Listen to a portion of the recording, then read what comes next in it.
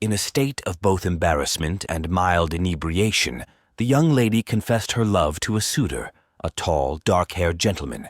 He, eager to understand the root of her affections, queried her, and she expressed her sentiments with ease, even entertaining the notion that her affection might be unrequited. Suddenly, a prospective duke standing before her embraced the young lady. However, in that instant, she realized that the man who now held her differed markedly from the individual she had originally intended to disclose her love to, not only in stature but even in the color of his hair. Inebriated, the protagonist confused two entirely dissimilar men, committing a monumental error. Presently, she found herself in the arms of the cavernous Willard, poised to inherit one of the most influential duchies in the empire, and also holding the rank of the commander of the Nickel Knights. The majority of commoners harbored fear of him, and he was even bestowed with the moniker, the Crimson Reaper.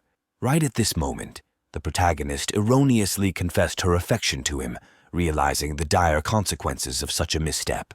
This girl had been reborn into this world after her demise, encountering two men who were polar opposites of each other. While Cavert was perpetually stern, aloof, and instilled fear not only on the battlefield, but also among those in his proximity, Elvin Eris Camir, who was dubbed the Empire's Light, was conversely kind and exceedingly handsome, the object of the young lady's affection. Evidently owing to the blunder committed, the ducal heir would be exceedingly incensed, posing even a threat to the young lady's life. She contemplated the most polite means of seeking forgiveness and clarifying that her avowal was actually intended for a different individual. When an unexpected turn of events transpired, Cavert addressed Renée, who still stood bewildered before him, and requested an informal discourse, thereby conveying the mutuality of her affections. Moreover, his countenance underwent an unexpected transformation. Hitherto, the youth had never smiled. He had perpetually appeared rather serious. This facet of his demeanor had undeniably been disconcerting, but now he seemed to exude an air of felicity. The young lady could no longer truthfully reveal her sentiments to this man, as doing so would peril her life. The weather was overcast, and the main character, a temple servant, was tasked with collecting the linens that were drying outside. Given the impending rain, a regular client who frequented the holy place for the services of healers would likely visit. It was thanks to this man that the temple could subsist and accrue the necessary funds for its requirements. The young lady's friend attempted to console her before the arrival of this significant guest. Nevertheless, it offered her no solace, for working with Cabot was fraught with danger, as any mistake during their collaboration could easily result in the loss of life. Having already experienced death once on her way home, she had no desire to relive that experience. Renée's story was a rather commonplace one, involving a girl who, in the throes of death, was transported into the body of a novel's character or another world. However, her journey proved more arduous than most. After succumbing to death on her way home, the protagonist lingered in the library for an inordinate amount of time to fulfill an academic task. Subsequently, she became the victim of an accident and awoke in an unfamiliar place, inhabiting the body of an orphan. After 4 days, Renée found herself on the brink of death once more, and she could only hope to find respite after this harrowing reincarnation. Alas, respite was not destined for her, for the main character awoke some time later in an entirely unfamiliar locale.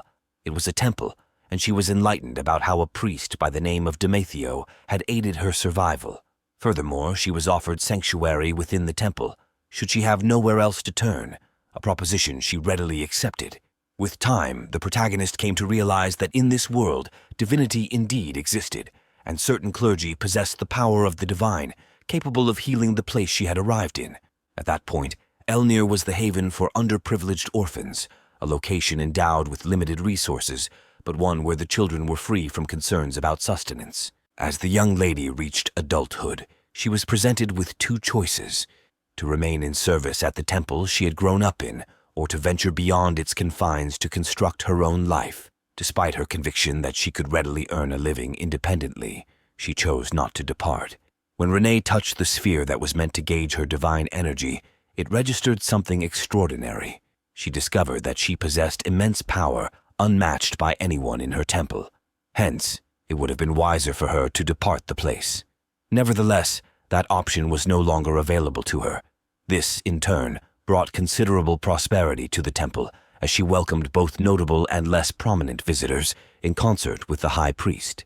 A high priest appeared beside her, compelling her to accompany him to his office to discuss a forthcoming task that he intended to assign her. However, his demeanor was more peculiar than usual, for he even pledged not to coerce the central heroine into carrying out the mission this time.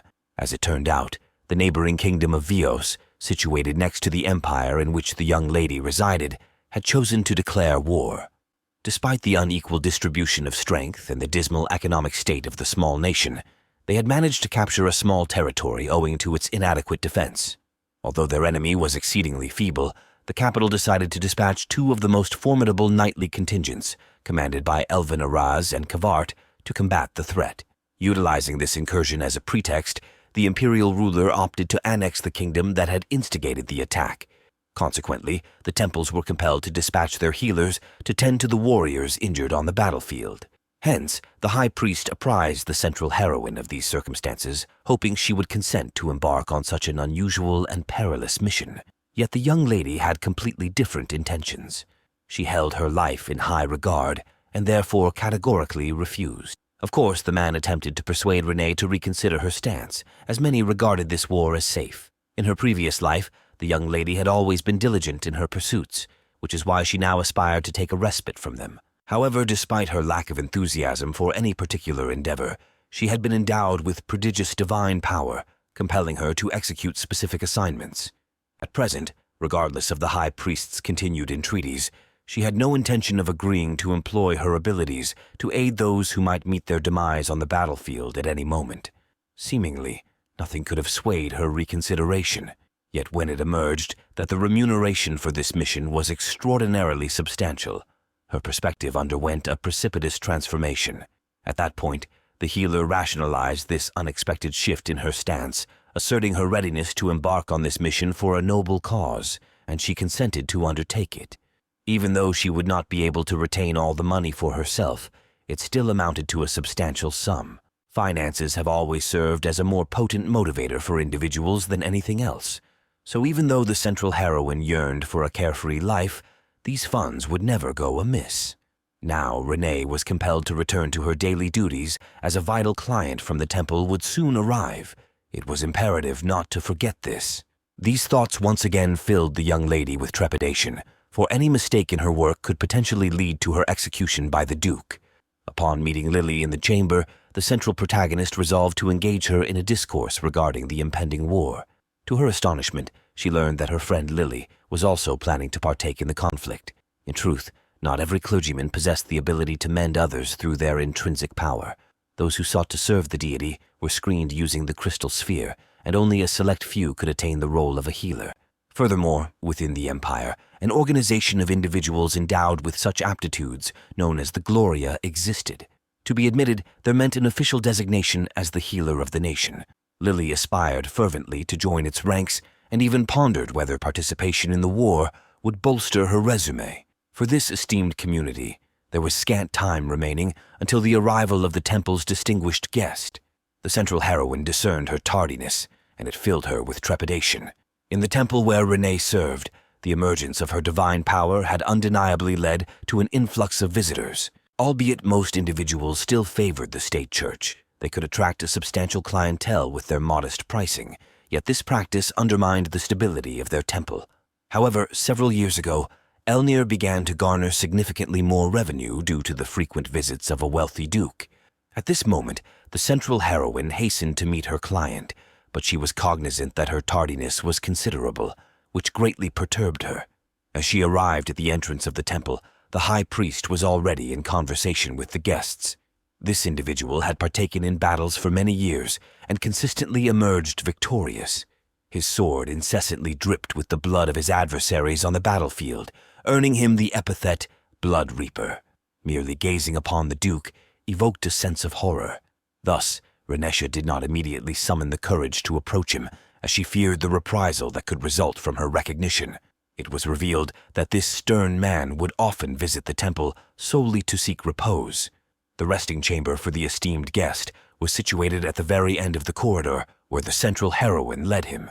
Once again, commander of the Nickel Knights, Cavert was renowned as one of the preeminent swordmasters in the entire empire. However, few were privy to the fact that this man was exceptionally sensitive to sounds. The days leading up to the departure to the theater of warfare passed swiftly for our main protagonist. Renee found herself gripped by fear, unwilling to witness the specter of death, or worse yet, to meet her own demise on the battlefield. Furthermore, her fellow temple servants teased her mercilessly upon learning of her chosen destination, taunting her with thoughtless jests.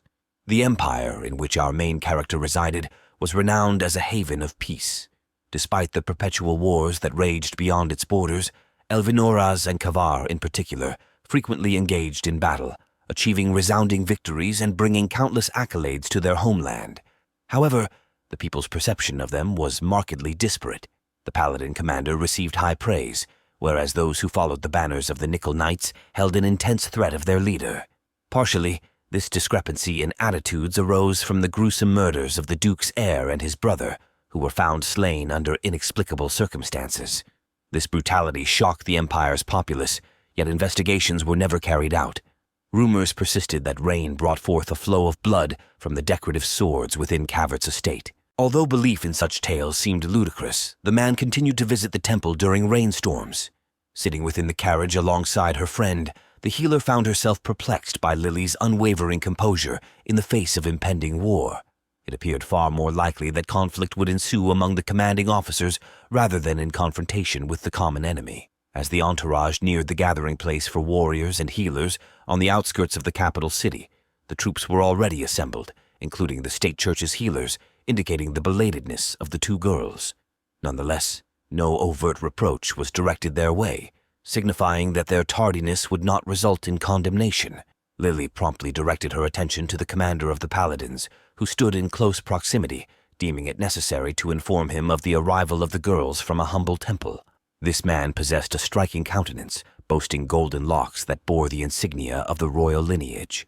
To Renee, Elvinurus appeared as the most beautiful soul she had encountered in this realm, rivaling only the Duke in terms of strength, a stark contrast to the latter's character. The enchanting warrior warmly greeted the arriving girls, having heard of the main character's reputation as the most powerful healer in her temple. Enchanted by the encounter with the paladin commander, Renee began to exhibit somewhat peculiar behavior, prompting her friend to gently nudge her in an effort to restore her composure, bestowing upon her a radiant smile. This unexpected reaction from one of the Empire's celebrated heroes brought a sense of relief to the girl. The young man proceeded to describe the plan of action to the two healers. It was essential to reach the borders and fortify their positions before launching any offensive into enemy-held territories.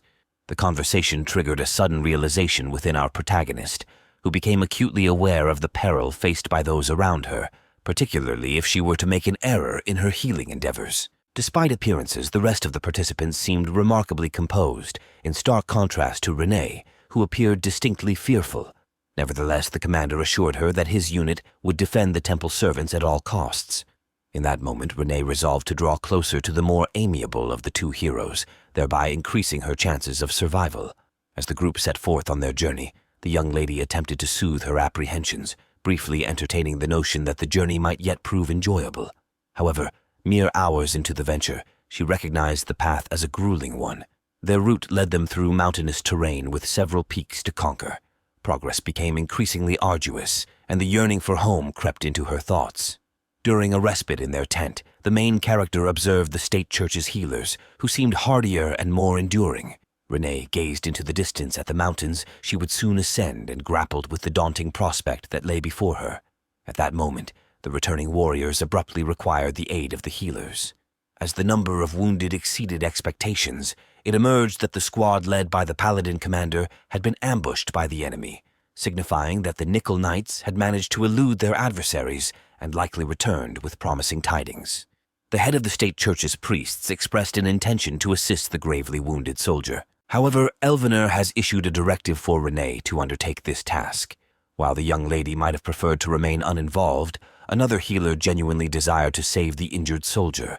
Nevertheless, the man's decision remained resolute. This choice puzzled all those present, as the girl possessed significantly less experience in the art of healing. Without delving into protracted explanations, the Empire's hero merely stated that this course of action would prove most efficacious. Despite the discontent of those around her, the main protagonist refrained from challenging the decision and executed her assigned duties with commendable proficiency.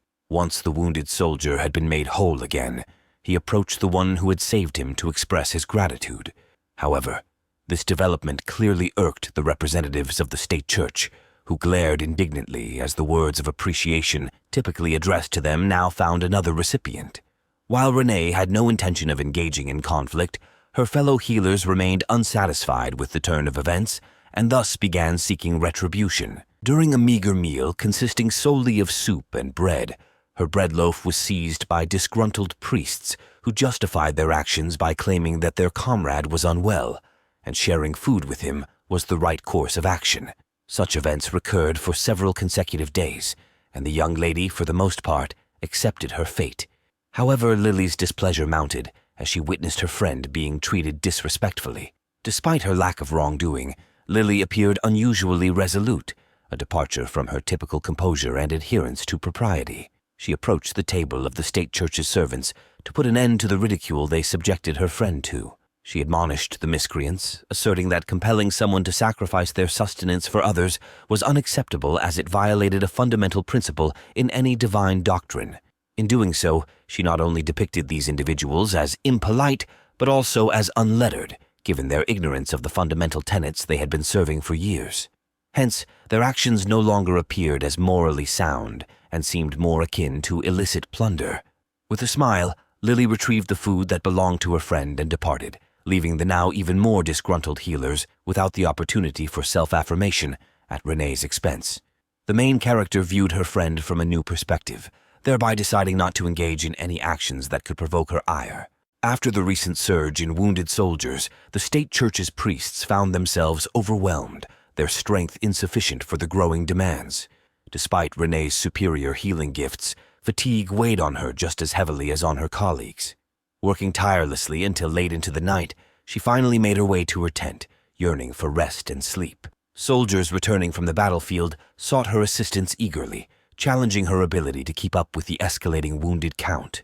Despite the challenging battle days, the Duke, much like the second hero of the Empire, emerged unscathed and composed.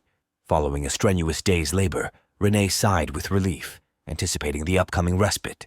Her solitude, however, proved fleeting, as a warrior discovered her in a secluded outdoor spot where she sought solace. Gardiel, a jovial young man, materialized to express gratitude for her help in treating his arm injury. Despite the demand on her skills, Renee's healing efforts did not go unnoticed by those she aided. Thanks to the young lady's efforts, Gardiel experienced a remarkably swift recovery, although a scar on his shoulder served as a testament to the profound nature of his injury. Despite the challenges of battlefield life, the luxury of prioritizing personal survival over others was unattainable, as deserting would condemn others in his place. This rationale guided those who ventured to the front lines. Recognizing this, the main character regretted allowing her fears to prioritize individual survival over collective well-being. Gardiel emphasized that his courage was reinforced by the Paladin commander's prowess in defeating adversaries, making it safe to follow such a leader. Injecting humor into the conversation, Gardiel alluded to mentions Elvin Oraz had made about her, revealing that the commander had pointed out her location. From the warrior, she also learned that she had been bestowed the title of God's Envoy by the captain of the Paladins. Despite the grandiose designation, Renee felt uneasy about the title, and only in solitude did she contemplate the significance of being pronounced God's Envoy by one of the Empire's two heroes. She yearned for an opportunity to be closer to him, even if just once. But such a chance was not easily attainable. If the Paladin commander were to sustain an injury, she could then realize her wish. In reality, the healer had no desire for any harm to befall Elvin Oraz, so she swiftly brushed aside these disquieting thoughts. While it was highly improbable that any of their adversaries could rival this man's strength, she still grappled with guilt over her inner musings. In any case, it was time for the young woman to return to the duties she had been tending to for hours, casting aside the awkward thoughts. However, soon the camp became frenetic with preparations as a reconnaissance group returned from a mission, this time with only 2 casualties. For Renee, this mission held a unique aspect. As soon as Elvin Oraz returned, he summoned the young lady to his tent. When the man turned away, Renee glimpsed bloodstains on his cloak, leading her to conclude that the Empire's hero had been wounded. Now she recollected her yearning to be closer to the Paladin commander and realized that her aspiration could only be realized in the event of his injury. Self-reproach consumed her, for she had never envisioned such a situation. Her divine powers were not meant to work in such a fashion. Before entering the commander's tent, Renee resolved to regain her composure. It appeared his wound was quite serious, given the considerable amount of blood staining his attire. Upon stepping into the hero's quarters, the young lady hoped that her anxiety was unfounded. Yet the sight of a profusion of blood on various pieces of his clothing compelled her to apologize profusely. To the captain of the Paladins, however, she could not lucidly articulate her remorse. With a gentle touch to the healer's hand, he implored her to calm herself. In that moment, Renee found herself regarding this man with awe, for she could not have been more discomposed in such circumstances. Her heart quickened, and in the maelstrom of emotions, it was impossible for her to attain tranquility. Nevertheless, she grappled with her thoughts, realizing how nonsensical her earlier musings had been. The topic could not be left unresolved, and she was prompted to elucidate her initial apology as she reluctantly bared her innermost fears to him. The captain of the Paladin's reaction was nothing short of peculiar. Instead of anger or condemnation for harboring ill intentions, he simply burst into laughter. A few minutes later, he disclosed that he had not been wounded, and the blood on his clothing had stemmed from aiding one of the injured soldiers. It was his observation of the state church's priest's treatment of her that prompted Elvin Oraz to summon her to his tent. He sensed that their conduct was a result of his own actions and felt culpable. They had treated the young lady unjustly and would certainly face a reprimand, which meant that they would likely think twice before taking such actions in the future. In order to conclude the conversation, the young woman prepared to leave, but the man detained her. He recognized that the application of her powers necessitated sincerity, and therefore she did not wish ill upon any of those she intended to heal. The next time Elvin Oraz sustained an injury, he would gladly call upon her for assistance, at which point she could draw closer to him, fulfilling her desire. Finally, this noble man placed a kiss on Renee's hand, which left the bewildered young lady no choice but to hastily depart from the tent. After the recent events, the main heroine found herself unable to sleep. She kept dwelling on Elvin Oras's gesture just before their parting, feeling a sense of embarrassment. Come morning, the knights were to conduct their final reconnaissance before embarking on their journey. The path ahead promised to be challenging, signaling their imminent entry into enemy territory and the quest to seize new lands. Since sleep continued to elude the healer, she decided to take a stroll outside, even though dawn was still a little way off. The sentinels responsible for guarding the camp were peacefully asleep by the campfire, probably exhausted from their duties. Unable to last until morning, she decided not to wake them and therefore attempted to move as quietly as possible. However, she suddenly heard a voice behind her. The speech was both familiar and unsettling, a voice she could recognize under any circumstance. It was none other than the Crimson Reaper himself. The man was inquiring about what the young lady was doing outside her tent at such an early hour, his words carrying a hint of suspicion. Perhaps he suspected that Renesha was a spy, hence her presence on the street at that hour. Even her explanation of her insomnia did not sound very convincing, as healers typically grew exhausted and quickly fell asleep once their work was done. The Duke's heir then changed the subject, revealing that he had noticed Renee's struggles during the mountain crossings, which led him to express concerns about her getting adequate rest. At first, the priestess was quite surprised that Kavar had noticed her limited stamina. Instead of anger or reproach for expressing such fear, he simply laughed. After a few minutes, he explained that her words had not upset him. It appeared that even the imposing man recognized the value of caring for others' well-being and showing empathy for their suffering. His sudden openness surprised the main heroine, and perhaps gave her reason not to fear the heir of the duchy any longer.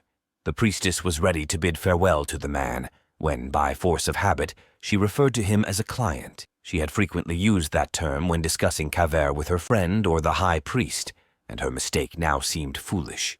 In her attempt to correct herself, she referred to him as a duke, which further infuriated him, a sentiment he no longer concealed. Renee's inability to address Kaver correctly and respectfully had unintentionally confirmed rumors suggesting that he was responsible for his brother's death in order to obtain his desired status. The situation was complex and bewildering for the young healer, and her failure to understand proper forms of address had only exacerbated it. Left with no other option, the priestess politely bid her adieu and retreated from the conversation, eager to put an end to this discomforting exchange. Left alone in the midst of the forest not far from the camp, Renee contemplated the events once more and decided that, to avoid any further confusion, she would refer to the man in her thoughts only by his first name. The following morning, Lily attempted to awaken her friend as they were soon to embark on their journey. Unexpectedly, the commander of the paladins approached her, flashing a smile once again and inquiring about her well-being. Though it was quite evident that he was teasing her about last night's incident, she nonetheless surmised that he would be better off not risking himself and delegating reconnaissance to other soldiers. But he still chose to lead a small group himself to expedite the process. Moreover, he shared pleasant news with the main heroine.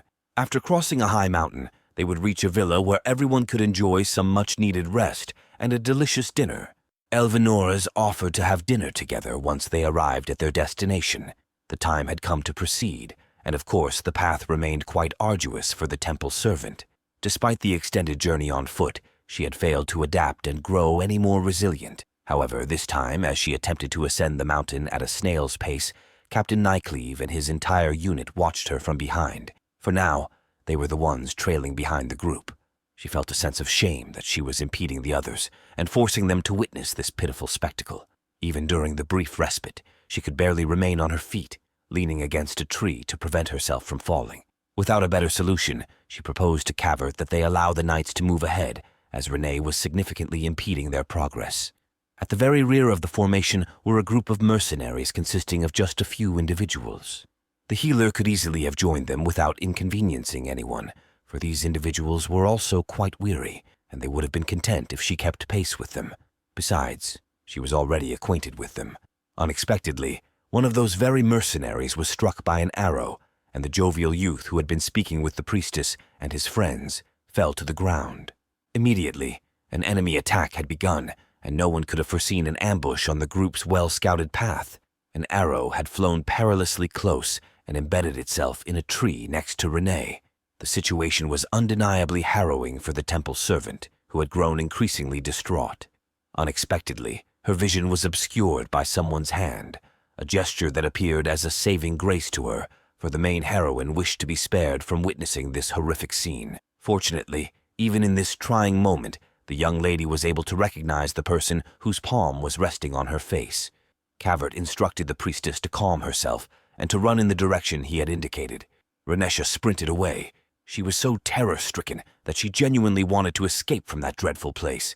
Not even hearing the clash of swords and battle cries, a person emerged to greet her. Thankfully, it was her friend Lily, who appeared rather agitated upon seeing her in such a distressing state. In fact, her friend was even inclined to heal the priestess, who seemed on the verge of losing consciousness. However, Renesha forbade her from doing so, for she did not wish other healers to expend their energies needlessly. By the time the main heroine finally regained her composure, she found herself surrounded by numerous paladins.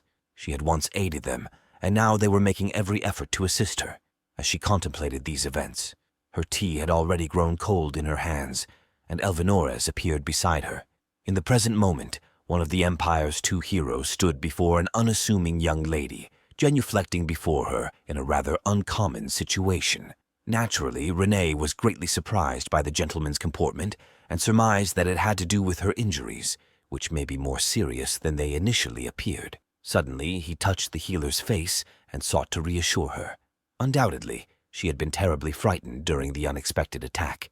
However, she was now safe. It was only now that she mustered the courage to recount how she had nearly perished from an arrow which had struck perilously close, and how she had been saved thanks to Cavert.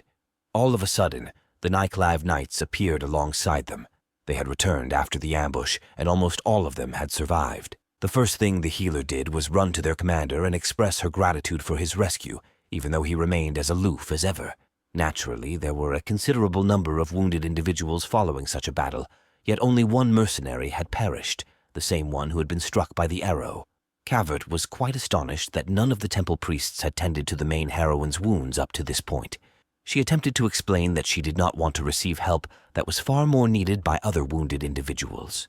The Crimson Reaper then added Renee to the list of the injured along with everyone else. Lily was, of course, the one who would perform the healing, but the entire situation had overwhelmed Renee to the point where she felt a strong urge to cry. In the end, all of the wounded were saved, and the sole casualty of the ambush was the mercenary. Everyone was deeply saddened by the loss of their comrade, yet afterwards they discovered a modest wine cellar at the villa and decided to distract themselves from their sorrows with alcohol.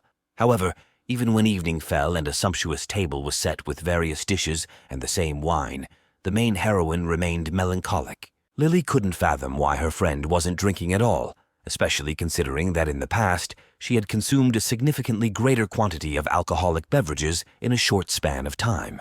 In truth, Renee had been absorbed in her thoughts throughout the entire evening, and the small celebration had done little to improve her mood. As a result, the healer decided to step away from the festivities for a brief stroll nearby. The stillness of the nocturnal forest provided some solace to the healer, and she hoped to finally dispel the troubling thoughts. However, it turned out that even there, she was not allowed to remain alone with her thoughts.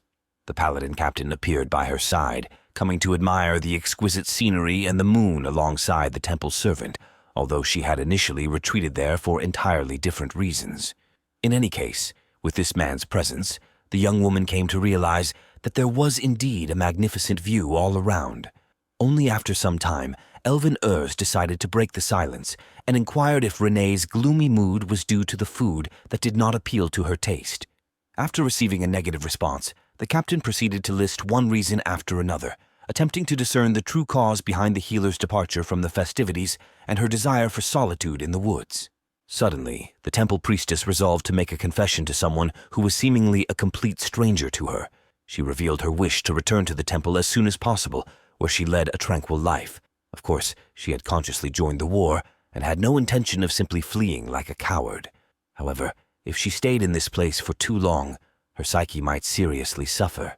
It was then that Elven Urs promised the main heroine that he would do everything within his power to expedite the conclusion of this military conflict, allowing all of them to return home and continue their regular lives.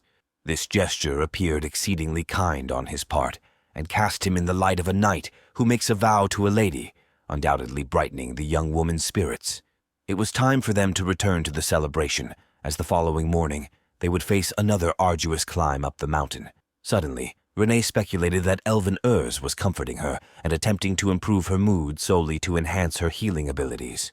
Naturally, this caused the radiant smile of the knight to dim. It seemed that she was correct.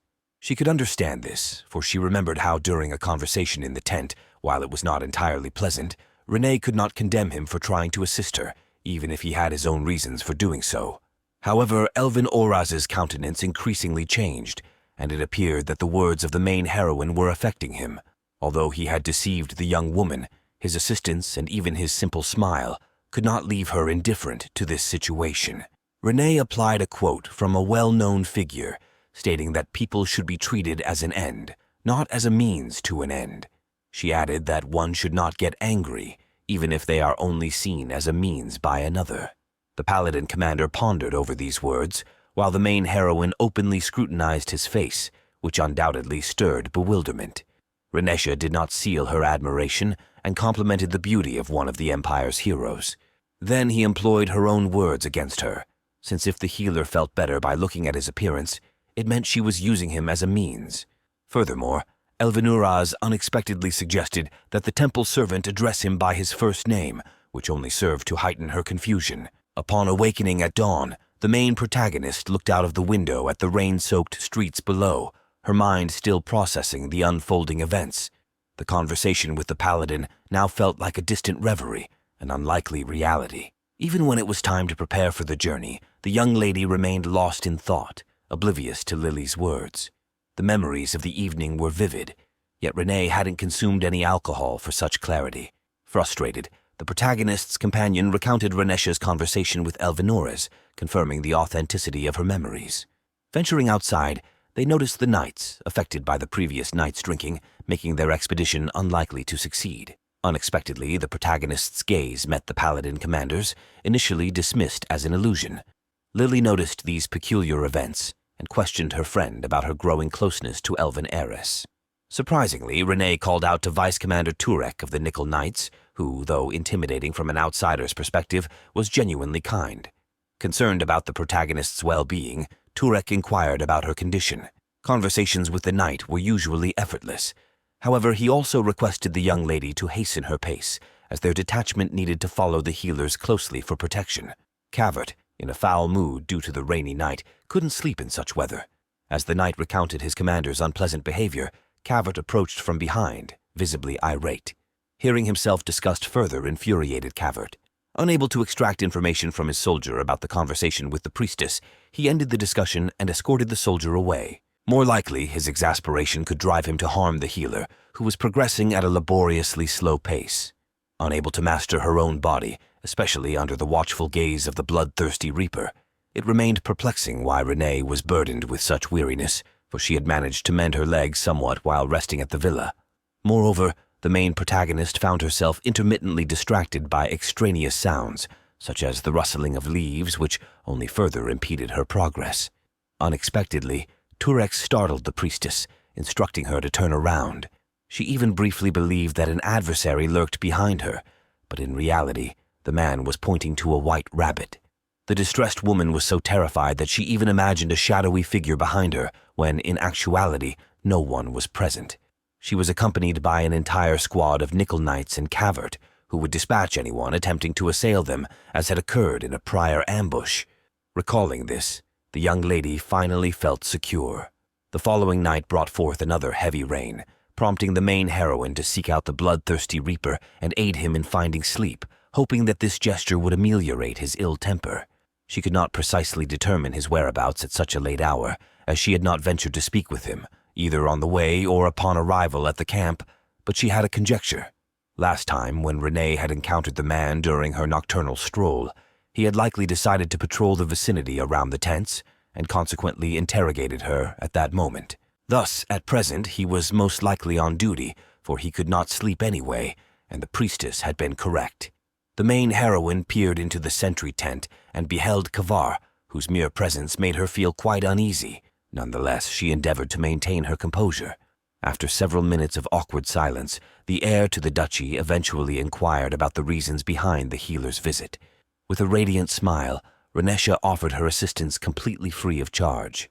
Despite all, the man declined a response that left the main protagonist in shock, for she discerned no objective reasons for him to dislike such an offer. In truth, Kaver could not consent to rest, even briefly, for he had already relieved the sentry and was obliged to safeguard the camp from potential peril. The young lady insisted that Cavert accept her offer.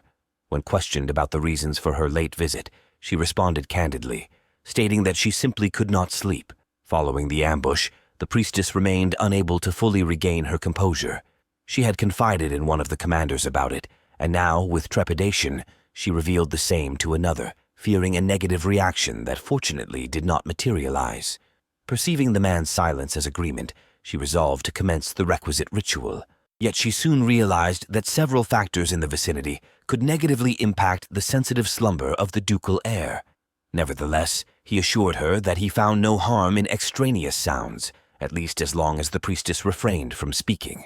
While the commander of the Nickelmites dozed in the sentry's chair, she studied his countenance, which resembled a work of art, albeit with a slightly eerie undertone. Despite the considerable passage of time, she did not rush to awaken him, for he had been deprived of rest for far too long. Suddenly, a cold breeze swept in from outside, causing a noticeable drop in temperature within the tent. Therefore, it was necessary to shield Cavert.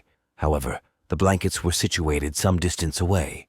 The task was far from straightforward, for even the slightest noise could rouse the ducal heir. Nevertheless, after much contemplation, the young lady found a solution to the predicament, merely employing more of her divine power in the process. All went off successfully, and the task proved to be quite manageable, save for the challenge posed by the man's broad shoulders. Once the priestess had achieved this, she regarded the commander of the detachment. He was no longer asleep, but instead observed her actions. The countenances of the main protagonist and Cavert found themselves in close proximity, which alarmed the priestess. However, she hoped to elucidate the motivations behind her actions. Surprisingly, he remained exceedingly composed, despite Renee being in a state of panic, assuring him that she would depart as soon as she fetched another blanket to prevent him from chilling. Nevertheless, he did not release the young lady. On the contrary, He began to gently hold her hands and explained what had truly disrupted his slumber. The commander of the nightly detachment had grown accustomed to hearing the maiden's breath during sleep, which had aided his rest for many years. When it began to recede, it deprived him of tranquility. To avoid exacerbating the situation, Renesha still intended to depart promptly.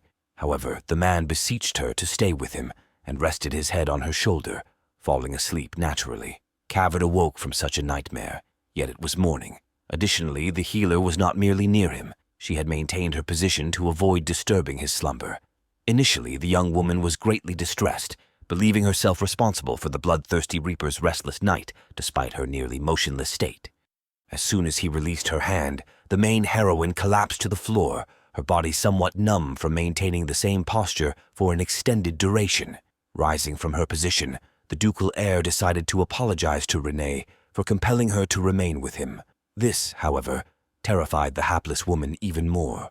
She swiftly rose from the floor and dashed away without further ado, making her escape before she could hear what else the man had to say. In reality, the man who had always been aloof toward others suddenly expressed gratitude to the obedient follower, who didn't even hear his words of thanks to completion.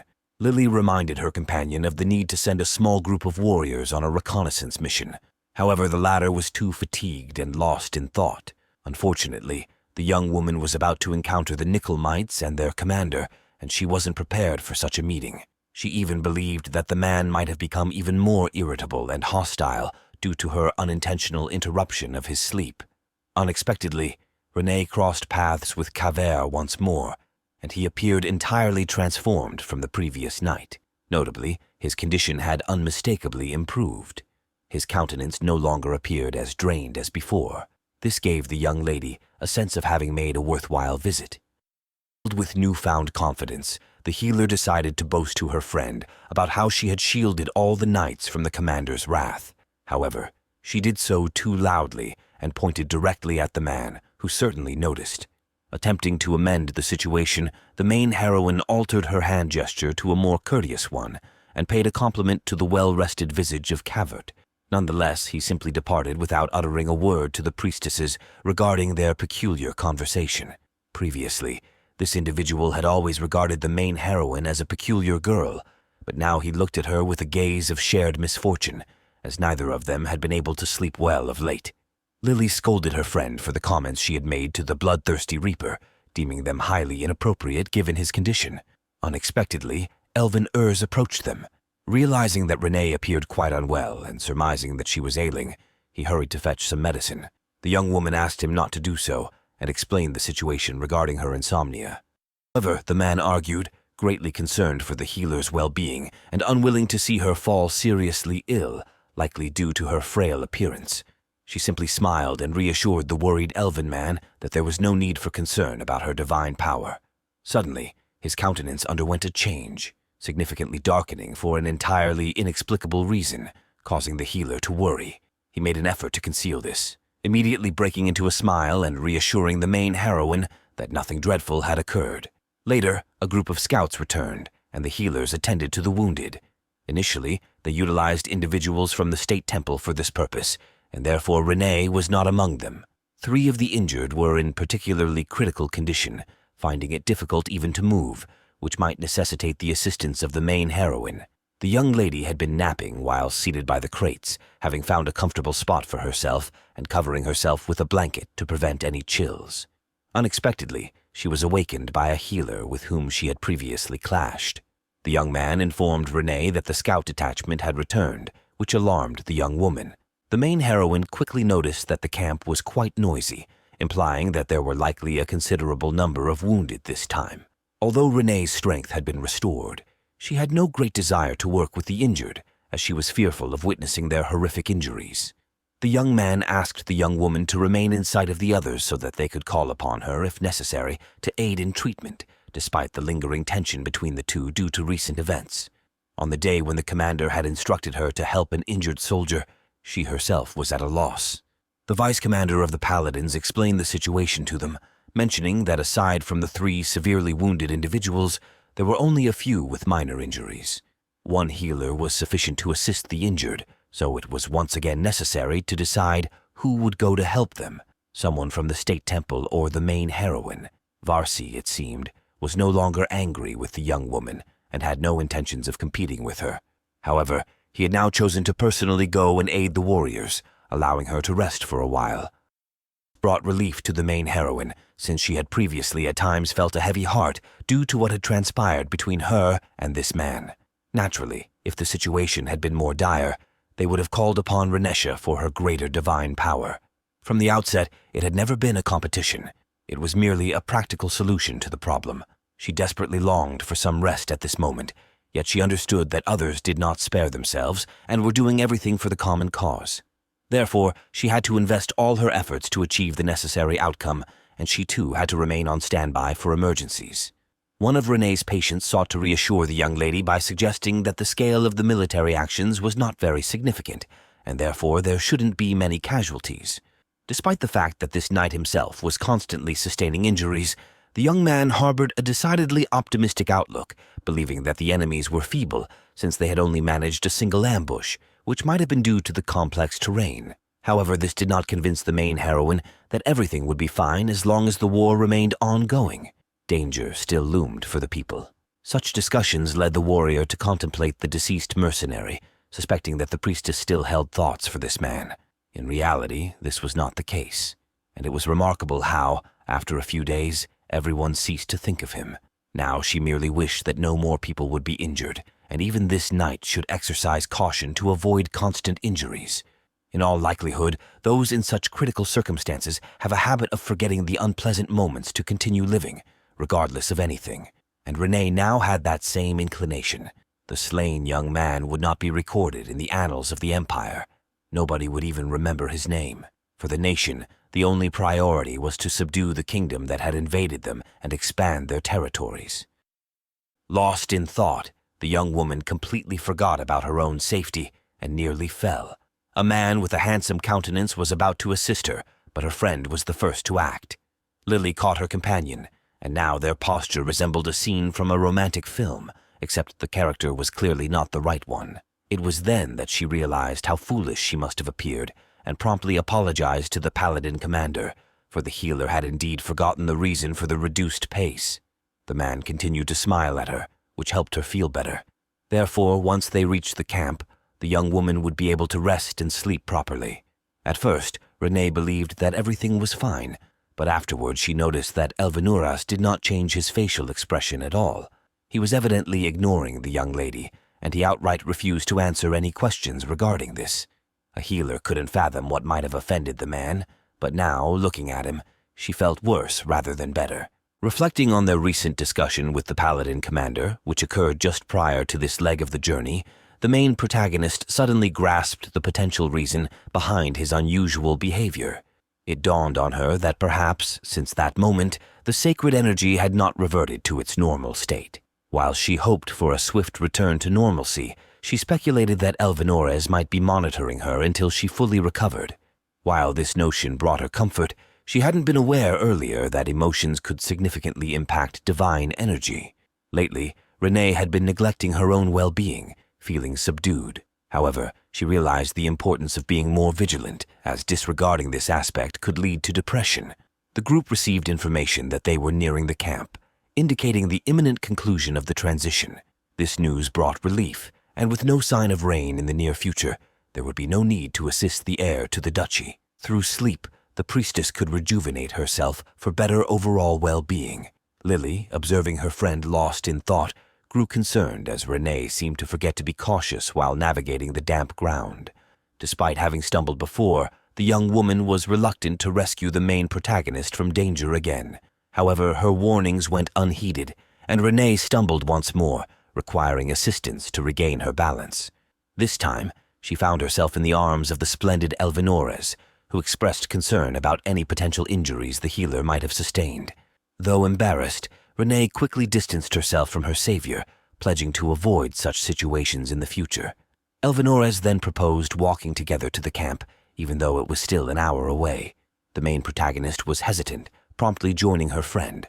However, the paladin commander insisted they walk behind them, sounding more like an order than a suggestion. The man's connection to the imperial family became evident, and even Lily decided to leave them alone, proceeding ahead while their commander directed the other paladins, sending them on their way. In the end, they found themselves at the very back. This irritated Renesha. She could not understand how this could happen when the whole group had slowed down this time, and she should at least be keeping pace with them. Elvinores extended his hand to the obedient one. Initially, she was reluctant to touch it, but then she realized she had no choice and finally responded to the gesture. Walking became much more comfortable, although there were allegations that the man could easily ascend due to his physique, while the main protagonist could not. During one of these situations, the paladin commander helped Renee to rise and expressed deep concern for her. The young woman once again thought it was about her divine power and assured him that everything was fine. She would soon fully restore her energy by simply getting a good night's sleep. Now the man openly declared that the real issue was not that, seriously looking her in the eyes. He stated that, difficult as it might be to believe, the motives behind his actions were not a common goal, but something else. They were approaching the camp very soon, yet the healer appeared weary, as she had hoped for their arrival much earlier. Elvinores and the young lady continued to move hand in hand. She still contemplated his words regarding the true purpose behind the man's assistance to the main protagonist. Some claim that habits form within a month, while others argue that it takes much longer. Renee aligns herself with the former, having swiftly adapted to the routine they had during the war. As evening fell, everyone gathered around the campfire and it became significantly colder. Adapting to such weather was much more challenging. When this long day was nearly complete, Varsi assisted the main protagonist in warming up using a hot beverage. The main protagonist decided to inventory the medications one evening, concerned about the well-being of all the warriors. Besides magical abilities, there should be remedies for healing and reserve. Unexpectedly, Turek approached her. He wanted to speak with Renee, but immediately noticed the fatigued expression on the main protagonist's face. He instantly understood that insomnia troubled her greatly, disturbing the night. As it turned out, Cavert had handed something over to the young woman. She worried it might be a weapon or poison intended to harm the priestess. However, the vice-commander of the squad gave Renee a small vial containing tablets that aided peaceful sleep. The vice-commander asked the young woman to exercise caution as the tablets induced dependence. He did not wish her to walk with a malevolent expression. Furthermore, Turek delighted the main protagonists with the prospect that they would soon reach the enemy country's border. Subsequently, they would assault the capital, bringing the war to its conclusion. Recently, battles were not challenging because the knights had no opportunity to rest and problems with provisions arose. Unlike the imperial forces, who had more than enough, rain was expected soon, and Cavert would once again suffer without the chance to rest. The healer planned to visit him and assist with this, also expressing gratitude for the medicine. She felt somewhat relieved at the thought that everything would end very soon, that her dream of returning home would come true, and no one would be in danger anymore. Renee gazed at the sky, filled with hope for the better, when suddenly numerous flaming arrows appeared in the clouds, flying directly from the direction of their camp. Amidst the cohort, a commotion arose as the canvas shelters where the majority sought refuge ignited, and everyone endeavored to vacate swiftly. One of the arrows soared directly toward the young lady, only thanks to Turek pushing her aside. Nothing dire occurred. As the group neared the enemy's final line of defense, the absence of strong resistance seemed peculiar. It now became clear that they had been lured into a trap. The vice-commander instructed the priestess to take cover behind him. However, near one of the blazing structures, she spotted her injured comrade. The building next to her was on the verge of collapsing. Thus, Renee shouted to her companion, urging her to flee as swiftly as possible. Yet she was simply relieved that the main heroine was unharmed. The knight forbade the young woman from rushing to aid Lily, as fire was rampant everywhere. Orders were issued to escort all healers to a safe place. However, Renee tried to elude Turek, accompanying her to save those in need, yet the vice-commander did not release the young lady's hand. Keeping her close, he wished for her to be as far away as possible from potential danger. Within moments, the possibility of leaving became irrelevant. An arrow grazed the main protagonist's cheek, and foes emerged from the bushes, revealing their surroundings as an encirclement.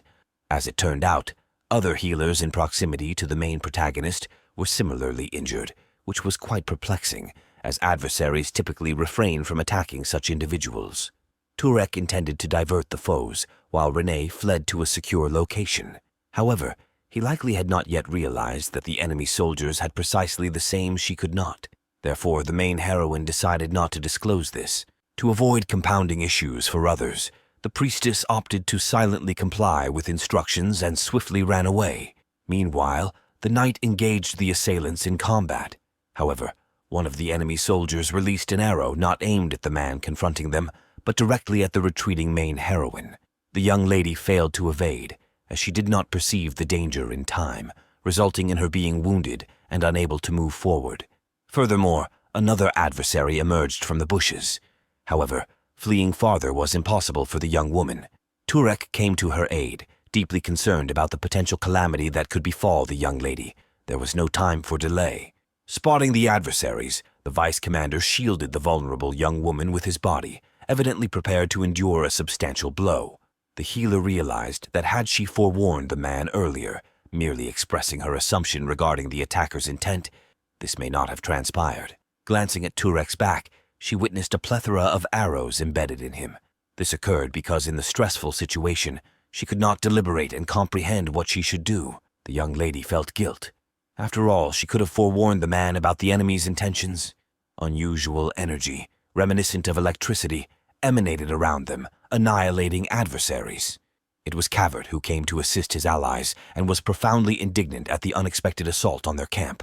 The enemy warriors were vanquished, but Turek collapsed, utterly drained. He could not move. An arrow still protruded from his back.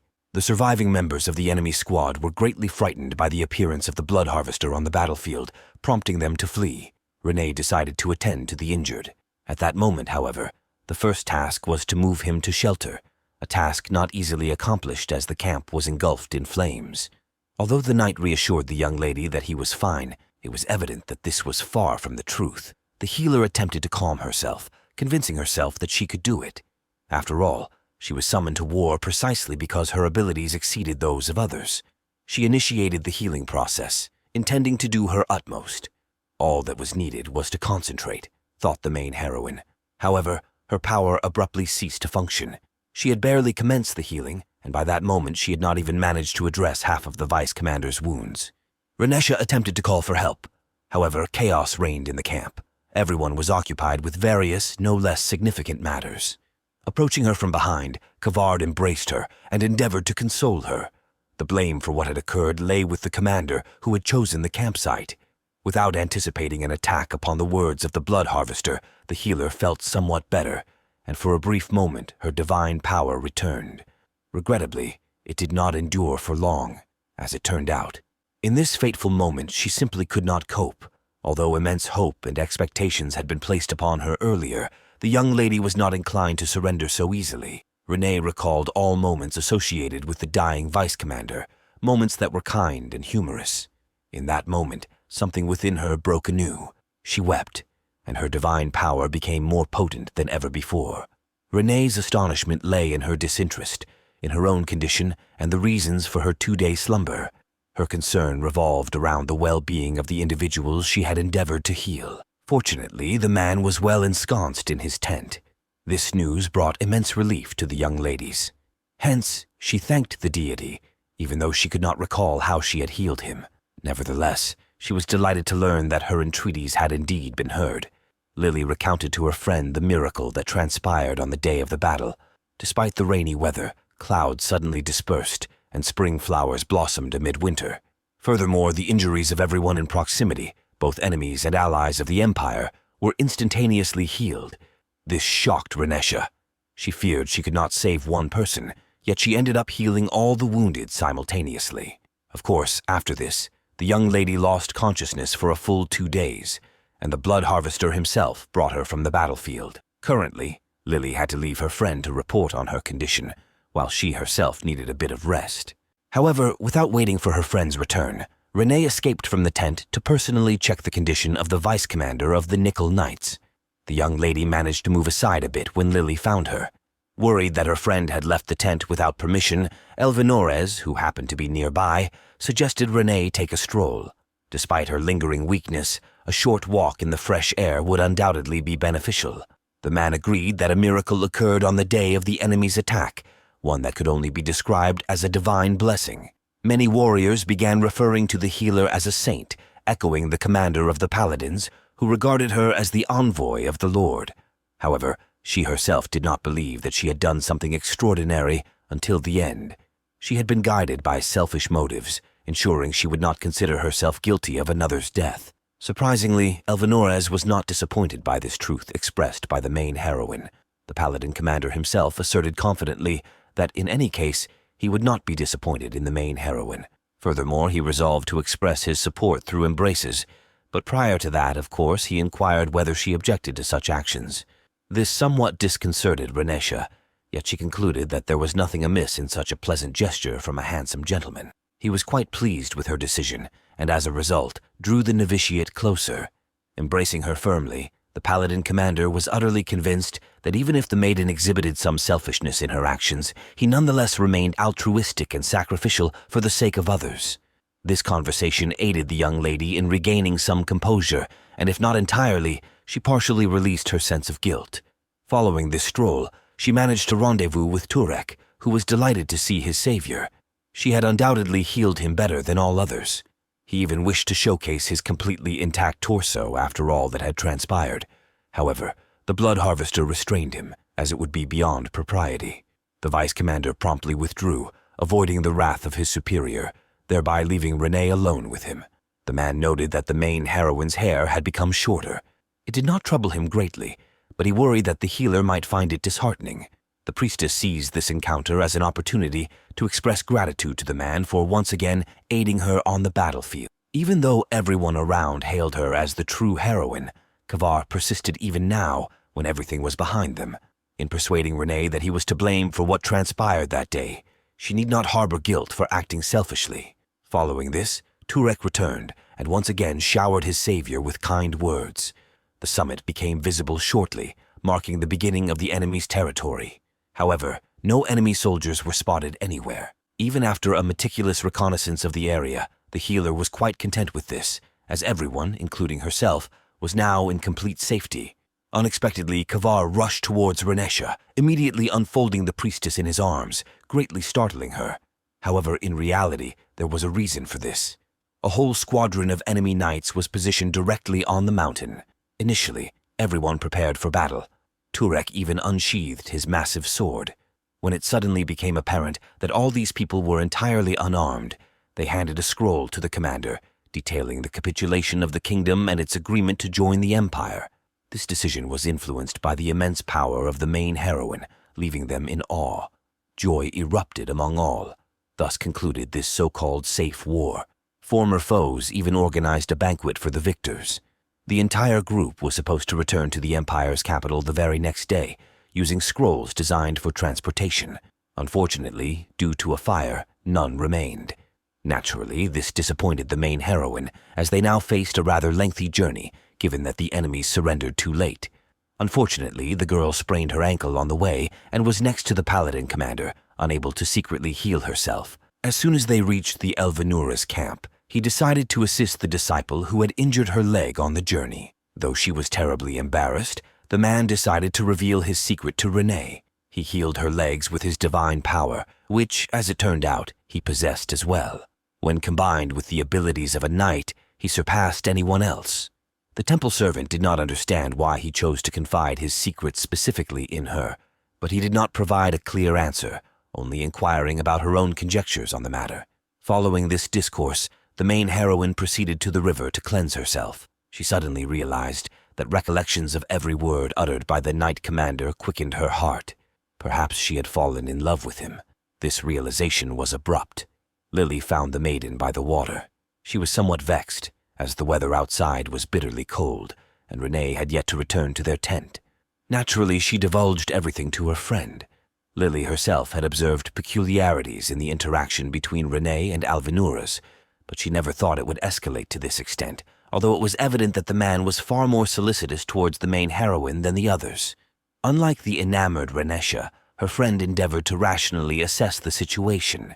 However, this was quite challenging, as the main heroine was unwilling to hear any arguments.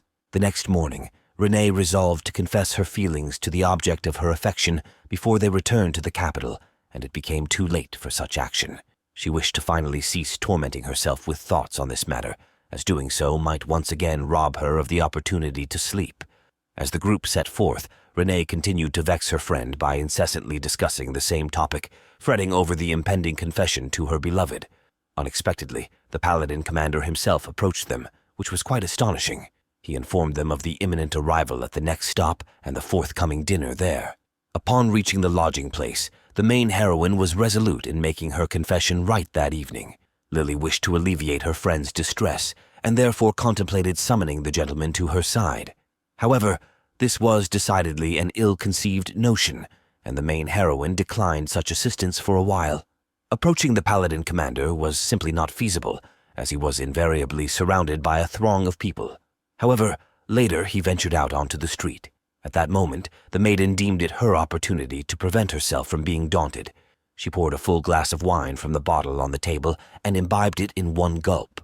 A single glass was sufficient to induce significant inebriation. Renesha could scarcely discern her path. Everything before her eyes blurred. Nevertheless, she managed to reach the forest and locate the man to whom she believed she wished to confess her feelings.